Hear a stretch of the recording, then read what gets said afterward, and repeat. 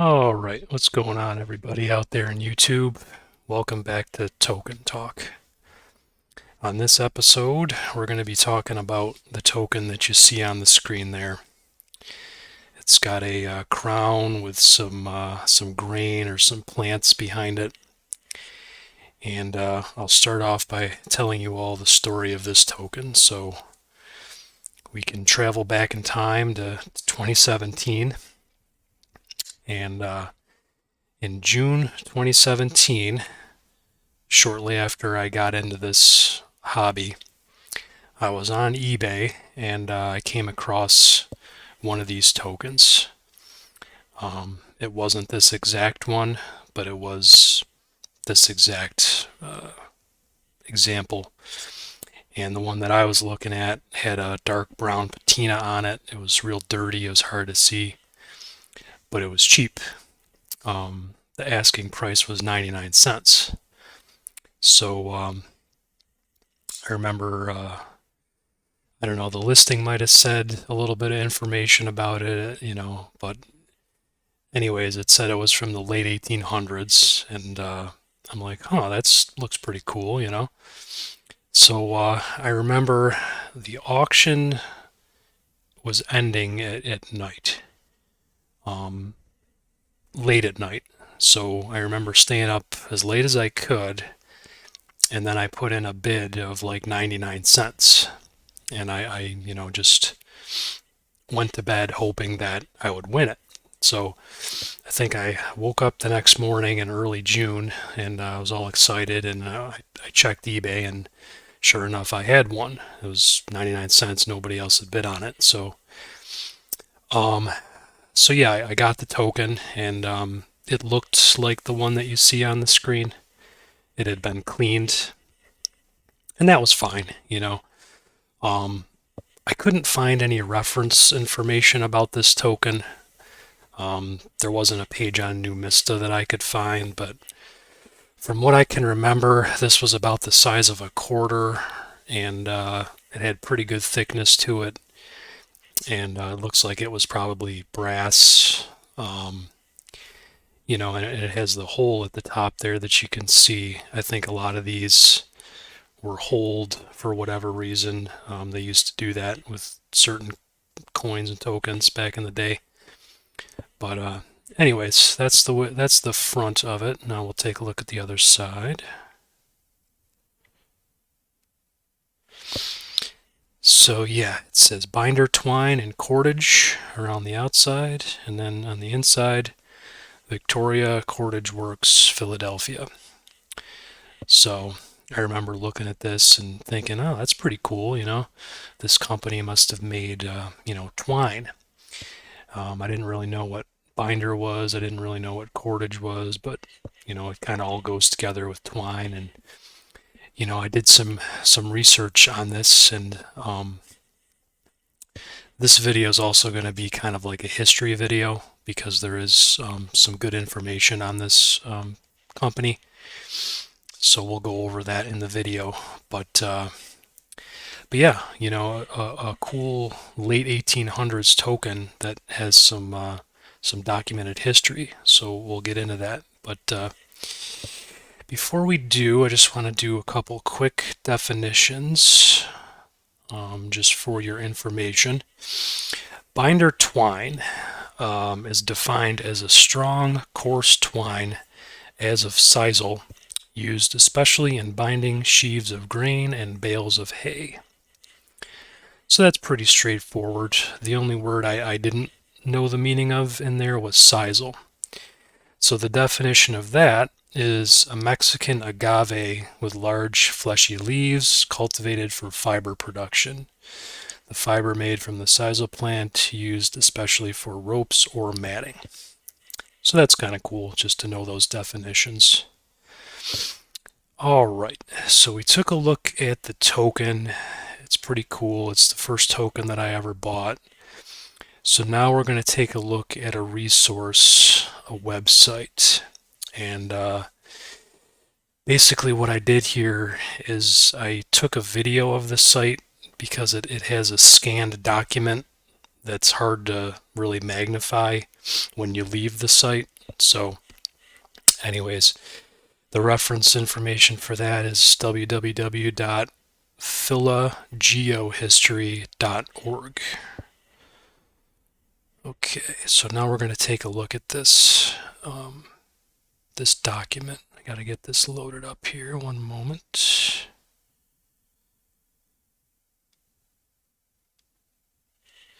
Okay.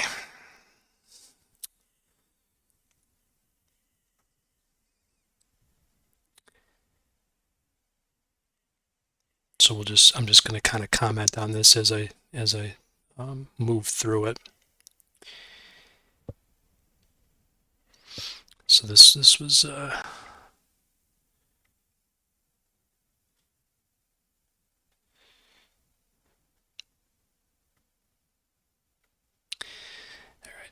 actually going to rewind this here just very briefly, just so I can pause at certain key moments.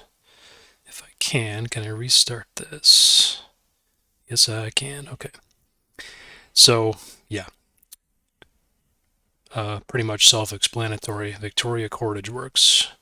So the owners were Booth and Barker, and Harold R. Lewis was the lessee. And this was in Philadelphia, Pennsylvania. So they were a rope manufacturer. Their raw stock, they used sisal and hemp, and they had 30 people working for them. So basically, this document was a surveyor document. A surveyor went out and surveyed this property and this building. So it said it was surveyed October 4th, I believe that says, 1886, by somebody named E. Hexamer. And this was at 419 Walnut Street in Philadelphia.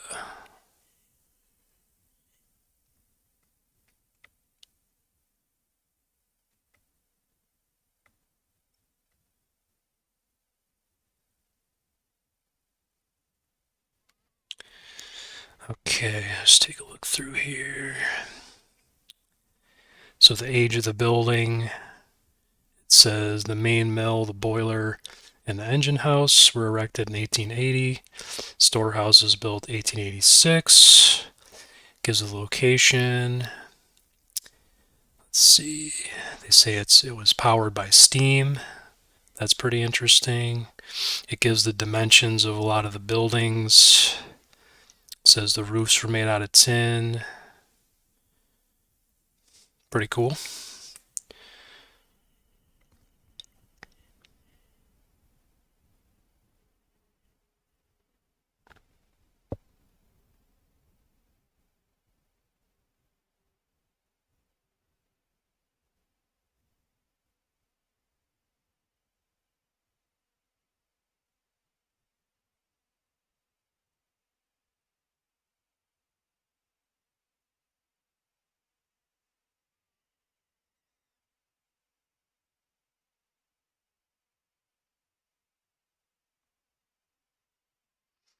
Just lists a little bit more about the buildings, the ceilings, different parts of the buildings.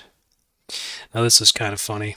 Um, it says watchman, night watchman on the premises. That's just funny that they would mention that, and that's such an old school term, you know. That's just interesting to me.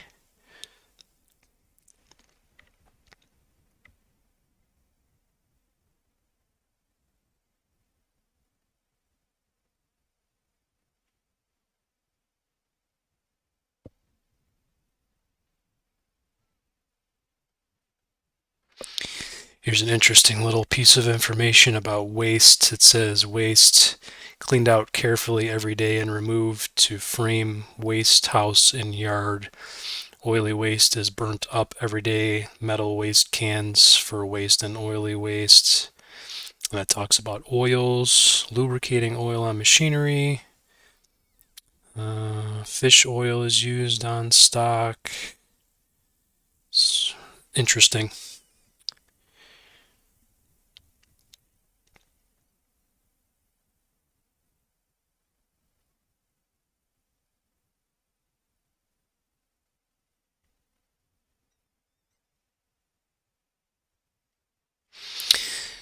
Another little interesting tidbit here.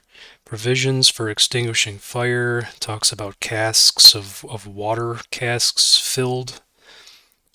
Some fire buckets filled. Talks about the city steam fire engine within a 1.5 squares.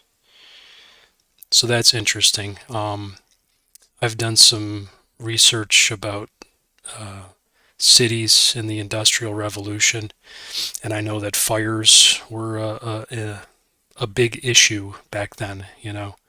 Fire departments hadn't evolved very much back in those days, and that was a concern for businesses and just the amount of industry and manufacturing that was going on. So you see evidence of that right in this document. They thought it would noteworthy to mention that. So that's interesting to me.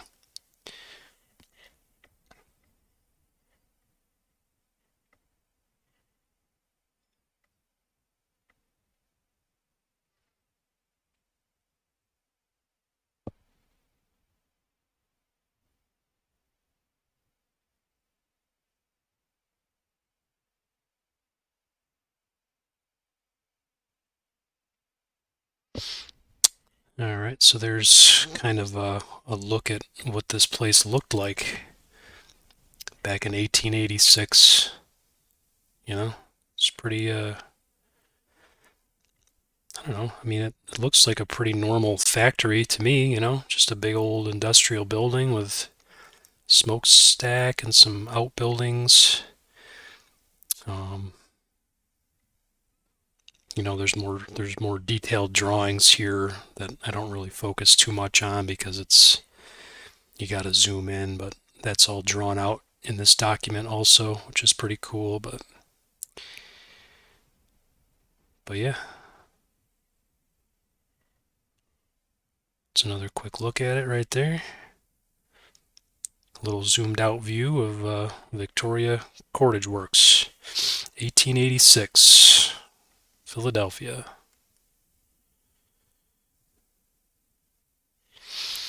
All right, so that's pretty much it. I'll put the coin back up here. So yeah, that was just a little history lesson, or kind of going over a little bit of the actual history behind this business. Um, these kind of tokens, merchant tokens or trade tokens, are interesting because they do have the historical aspect to them. It lets you know about businesses that were around back in the day that, I mean, I would have no idea about this if I hadn't seen this token. And it's cool that they actually made tokens for their businesses, and this is actually one of the later ones. The late 1800s is kind of later, but there was a ton of other merchant or store tokens that came before this that we're definitely going to talk about on this channel. But I just thought it was cool because I wanted to make a video on this one because this was the first one I actually bought. It was exciting to buy it, and of course, when I got it and saw how small it was, it's like, oh, okay, it's cool, but it's pretty small, it's pretty hard to see, but it's cool because it was the first one that I got, and it did have some history behind it. So yeah, hope you guys like this video, and stay tuned. Thank you.